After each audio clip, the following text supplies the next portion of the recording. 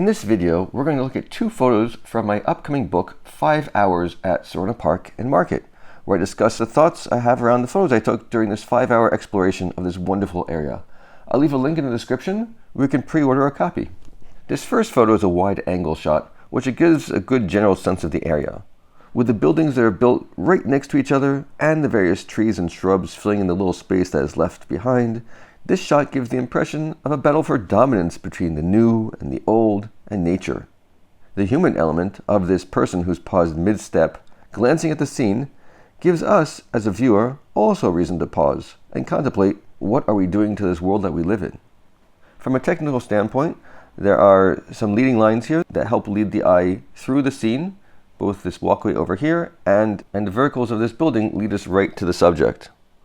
It's not exactly a rule of thirds going on here, but the left side has the larger shapes and of course our person, which is clearly the primary focus of this shot. These elements are balanced by the smaller person and also the lighter color here, which matches the color of the building over here. So there's a little bit of balance going on between the 2 sides. These vertical beams that happen here also break up the horizontal movement and encourage the eye to follow the gaze of the man up here, which is where we have a whole conglomerate of the buildings and the nature, and really highlights the message of this picture. The second photo is a close-up of a building from the first that we see over here. It's a very minimalistic photo, especially compared to the previous one, and it's focusing primarily on shapes and repeating patterns. But what makes this photo so interesting for me is the angle that this was shot at. So if you compare with the previous picture, you can see what's in the reflection over here. Maybe are the trees, but in this closer view, I positioned myself so that the modern buildings are reflected in the window. And this reflection combines elements in a way that brings about a contrast between the orderly precision and regularity in the old building with this irregularity, complexity, and even unpredictability in the modern building. Viewed in this way, this photo is a story about new versus old.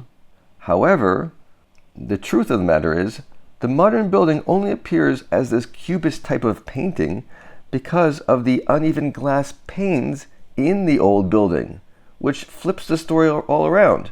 Understood this way, the photo is now about the way the old structures can pervert and distort the newer things.